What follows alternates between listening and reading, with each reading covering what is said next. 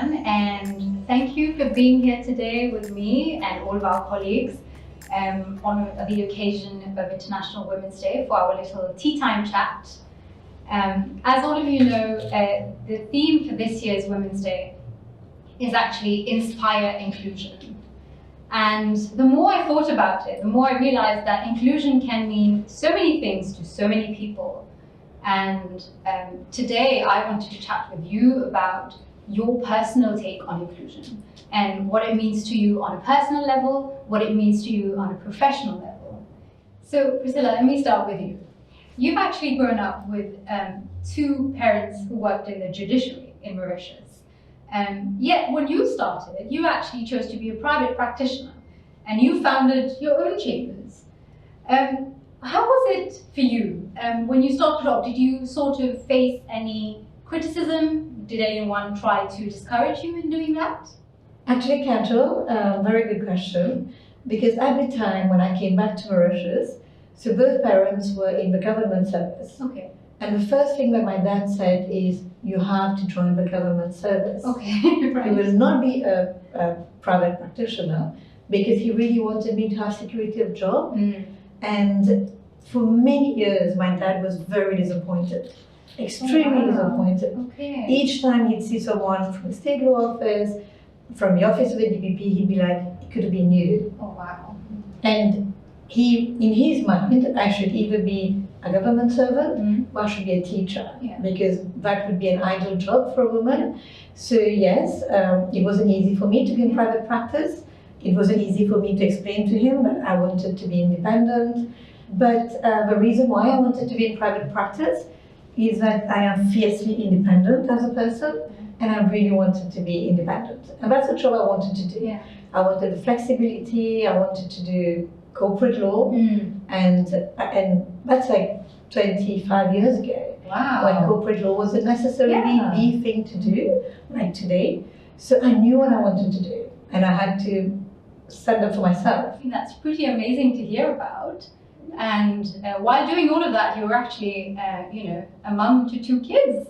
And a lot of people think that mothers are less committed, or that they're less ambitious, or that they don't give as much importance to their careers as fathers or their male counterparts. And I know for a fact that that's not true. Mala, you, for example, you've raised three perfectly nice young men, and you've been an attorney's clerk while you've been doing all of that. And I've known you to be very dedicated. I've known you to work, public holidays, after hours, to make sure that we meet our deadlines. How did you, how do you feel about that? How was your journey as a mum, yes, as an attorney? I must say that I have always kept a balance between my personal and professional life. I give so much attention to my kids and also to my job, because I'm very careful about what I'm doing. And I must say that it was very difficult. But joining Dentons was not so difficult for me, because I've grown up. But we need to get strength, courage, and the love that we have for our children.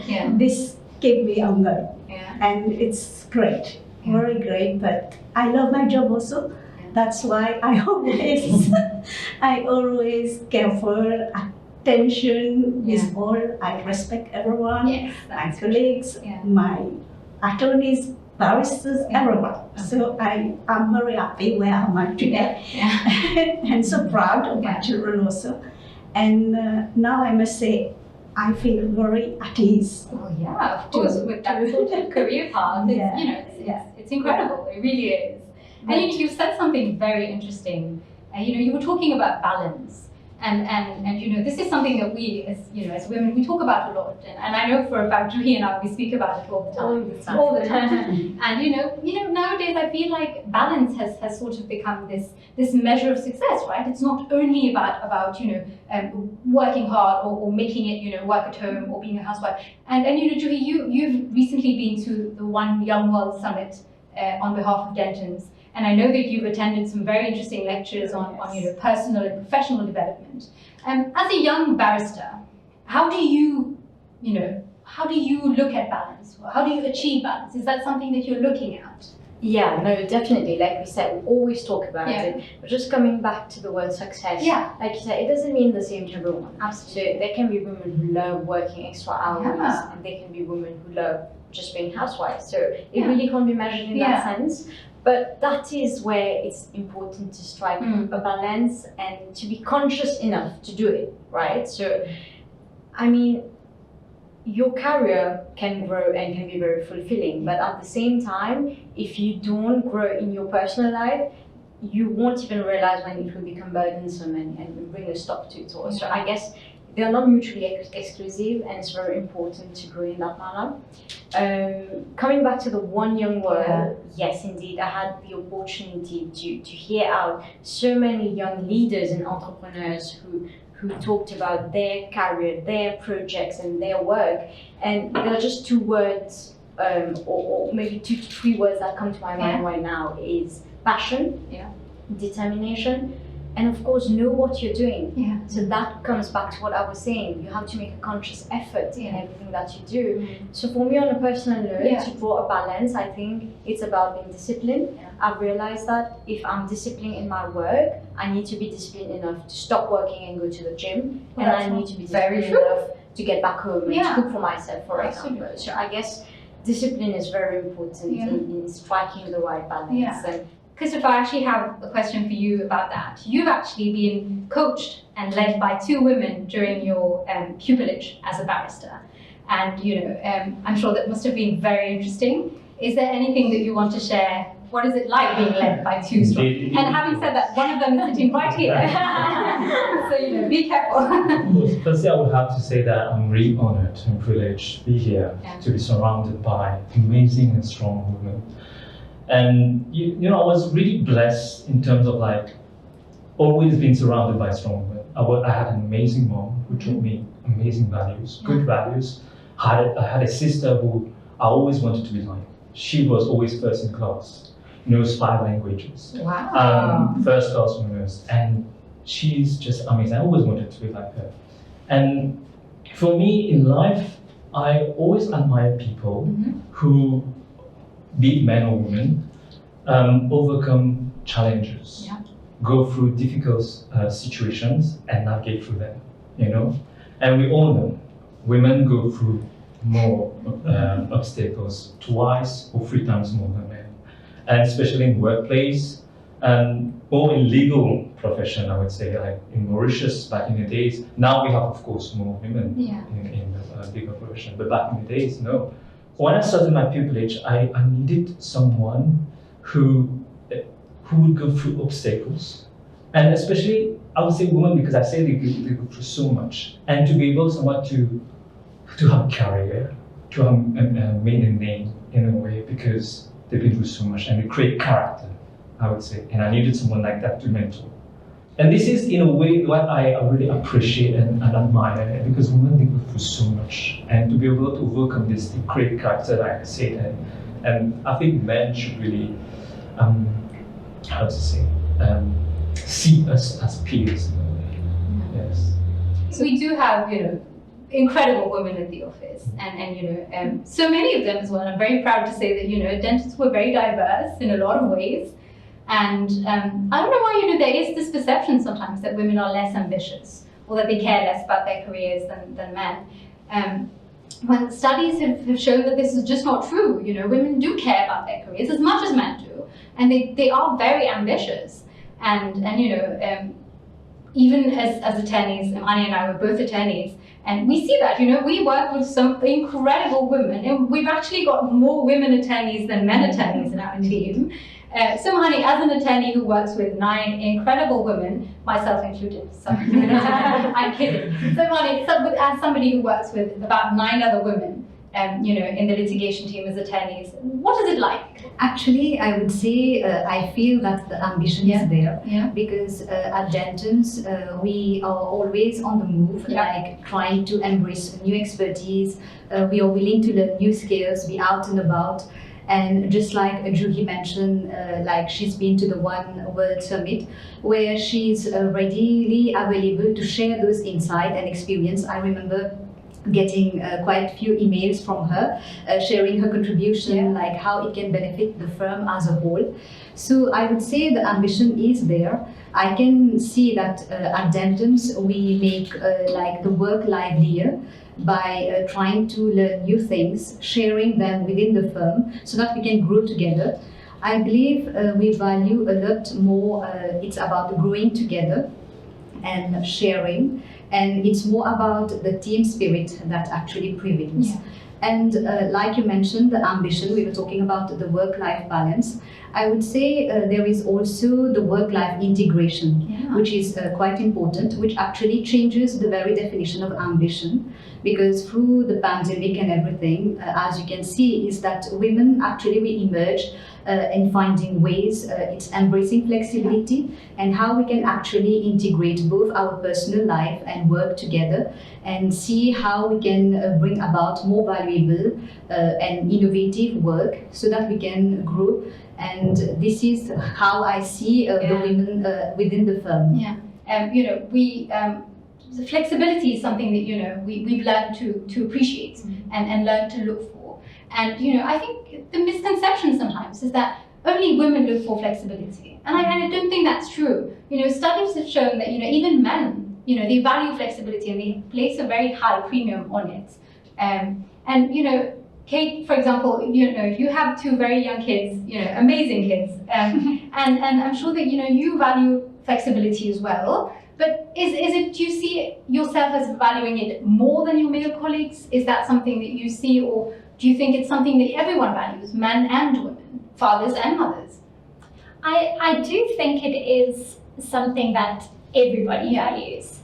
And amongst our team, well, we sit in the corporate team here in the North, but I do see it more in terms of seniority and, you know, when you get to a certain position at work, you also feel like it's kind of a reward where you would be able to, you know, pop out a bit earlier or pop in a bit later. I mean, obviously making sure that you get everything done that you need to get done, but you do also, I see amongst our team sort of the more senior members having this expectation of flexibility, you know, because they've sort of gotten to where they've gotten.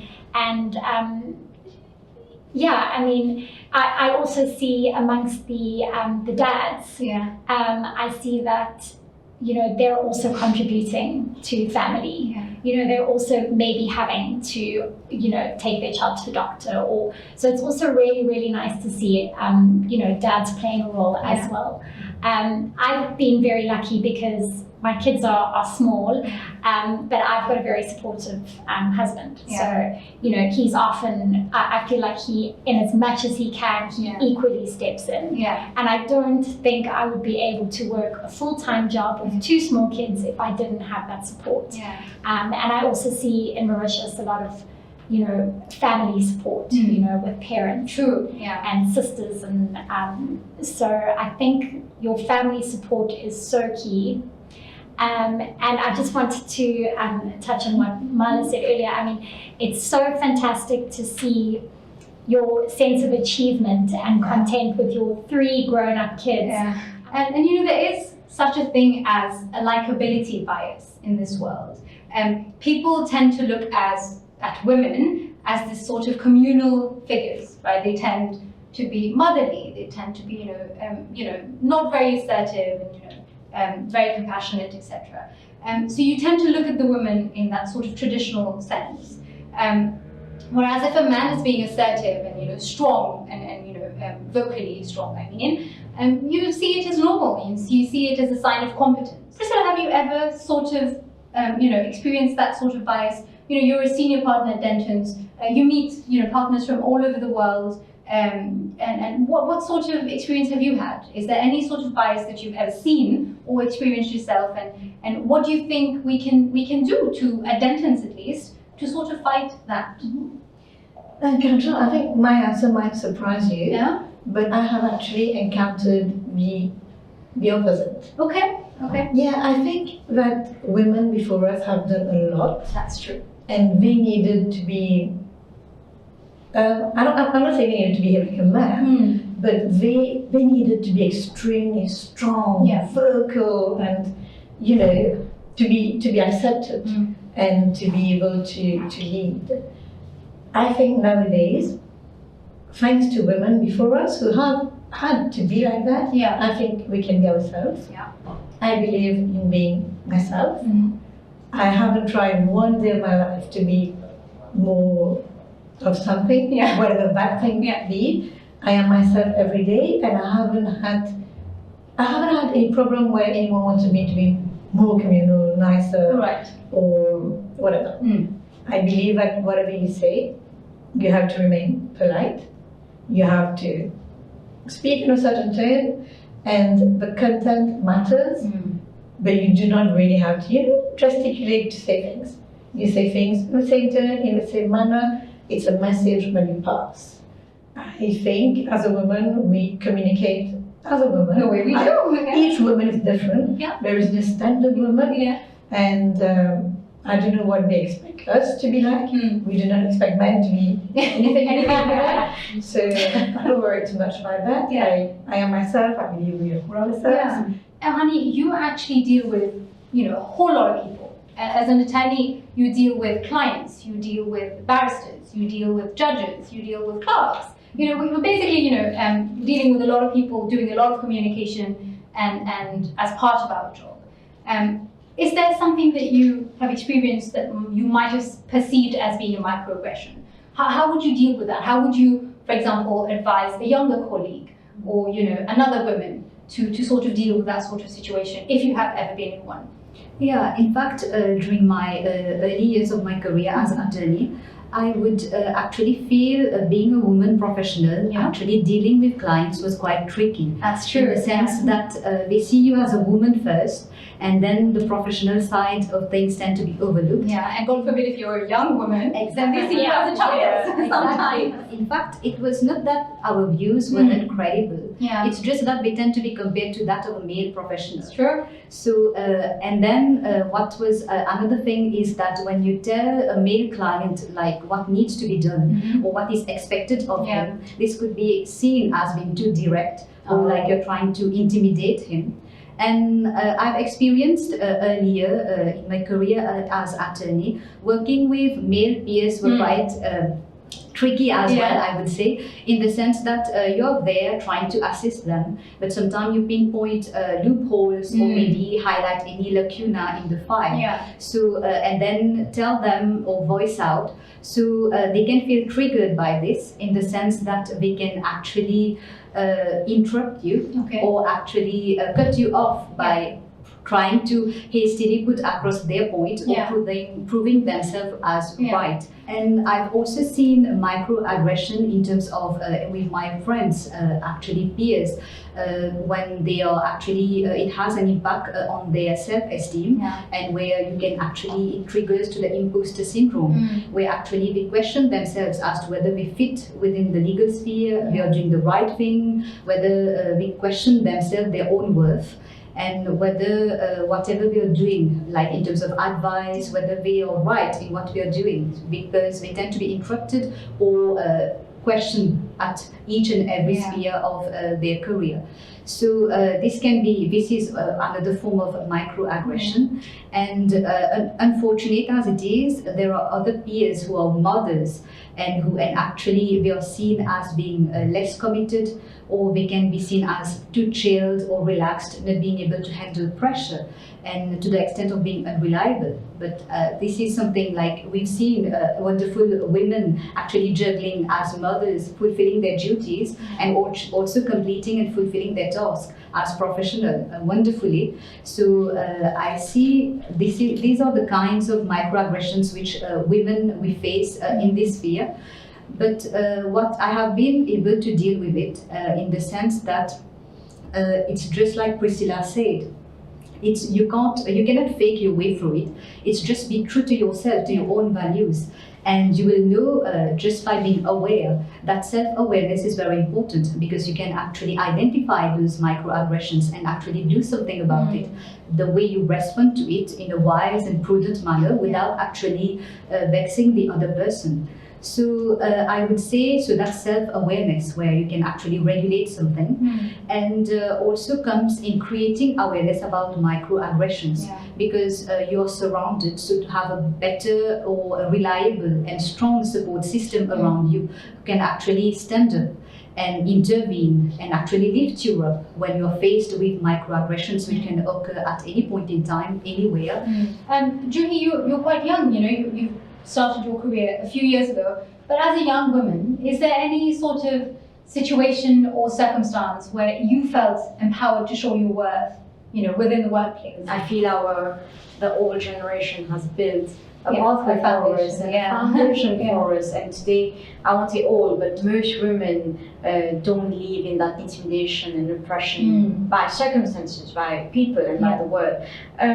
Personally, as you just said, I was, until very recently, the only young female barrister in the dispute resolution team, and I think a passive way of showing and encouraging is not discriminating. I've never felt any sort of discrimination in the allocation of files or in the way I was treated or in the benefits I was given. And similarly at Dentons, what is amazing is that they value your point of view. Like you said, they hear out your opinion. They let you take that point and pursue that point. And this is just so empowering. And this is not just a one moment. It's every day. Throughout your career. They hear out your point, they let you pursue that point, and they back you up when you need backing. So that's what I had to say about empowering myself in the workplace and in my workplace at Dentons.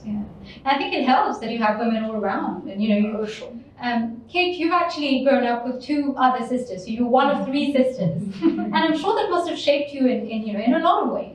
And it's pretty amazing that all three of you have very different career paths, and that you're all doing so well at work as well as at home.